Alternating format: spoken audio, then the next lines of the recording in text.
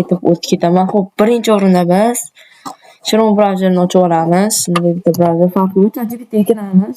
Bizga yo'nalish tanlab olishimiz kerak. Xo'p, men ChatGPTdan so'radim. YouTube kanal uchun nom topib berdim. Men nomlar berdi. Yo'nalishni aniqladim. Musiqa yo'nalishidan. Xo'p, biz bekdan bitta nom tanlaymiz. Mana shu ovoz play deganni olamiz. Ctrl+. Keyin bitta Chrome'ni ochib olamiz. Xo'sh. Bekka kirib YouTube deb yozamiz. Kirganimizdan keyin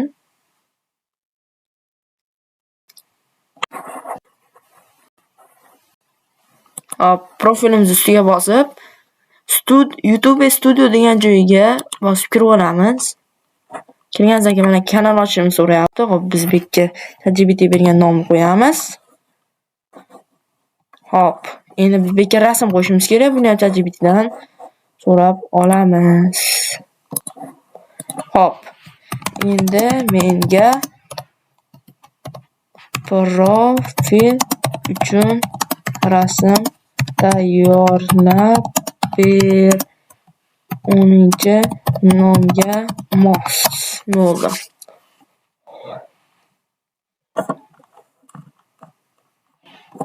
Yo'q, 10-ni tanladi.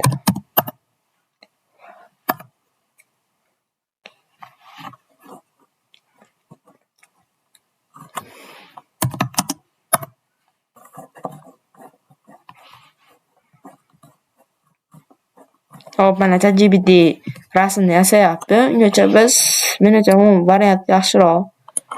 Xullas, ko'ngilingizga yoqqan qo'yaverasiz. Hop, bu asosiy nom. Hop, shuni olib tashlaymiz. Bunisi siz shortlaringizni qidiryaptinganda shu orqali qidiriladi. Ko'rib turibsizlar, rasmimiz tayyor bo'ldi. Mana yaxshi rasm chiqdi. Hop, buni biz saqlab olamiz. Saveni bosib qo'yib, studioga qaytib select picture tanlab, foto se kompyuterni tanlab olib,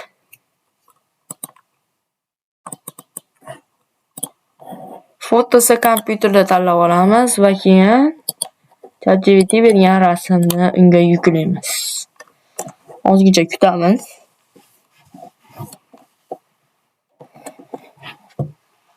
Qarabsizlarki, profil rasmi tayyor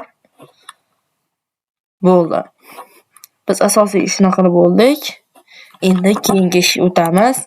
Shu joyga videoga like bosib qo'ying. Obuna ham bo'lib qo'ying.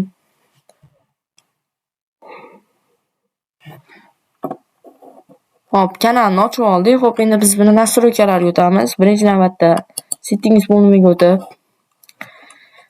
modernizatsiyani ham yoqishdi. Keyingi videolarda agar ko'proq like yig'sa o'rgataman. Xo'p, birinchi qilishimiz kerak bo'lgan ish bizni videolarimiz yosh bolalar uchunmi?